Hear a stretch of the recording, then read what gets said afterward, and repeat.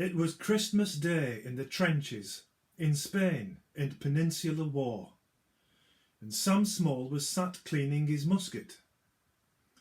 Now it was a thing as he'd ne'er done before, but they'd had him inspected that morning and Sam had got into disgrace. For when Sergeant had looked down the barrel, a sparrow flew out in his face. The sergeant reported the matter to Lieutenant Bird then and there. Said Lieutenant, "How very disgusting. The Duke must be told of this here." The Duke was upset when he heard it. He said, "I'm astonished, I am.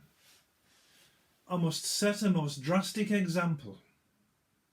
There'll be no Christmas pudding for Sam." When Sam was informed of his sentence, surprise rooted him to the spot. It was far worse than he had expected. He'd thought as he'd only be shot. So there he sat cleaning his musket, polishing barrel and butt, while the pudding his mother had sent him lay there in the mud at his foot. Now the centre that Sam's lot was holding ran around a place called Badajoz, where the Spanish had put up a bastion. And oh, what a bastion it was! They'd pounded away all the morning using canister, grape shot and ball, but the face of the bastion defied them. They made no impression at all, so they started again after dinner, bombarding as hard as they could, and the Duke brought his own private cannon. But that weren't a ha'porth for good. So the Duke said, "Sam, put down thy musket and help me to lay this gun true." Sam answered he had best ask your favours from them as you give pudding to. The Duke looked at Sam, so reproachful. "Oh, don't take it that way," said he. "Us generals have got to be ruthless.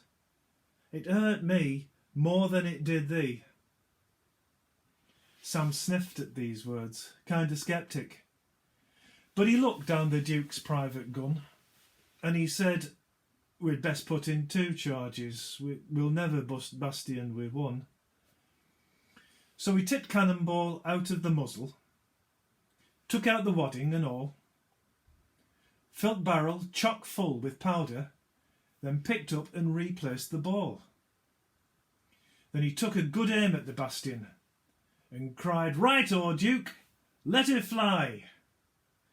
The cannon near jumped off its trunnions, but up went the bastion, sky high.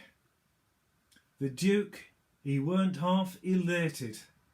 He danced round the trench, full of glee. He said, "Sam, for this gallant action, you can hot up your pudding for tea."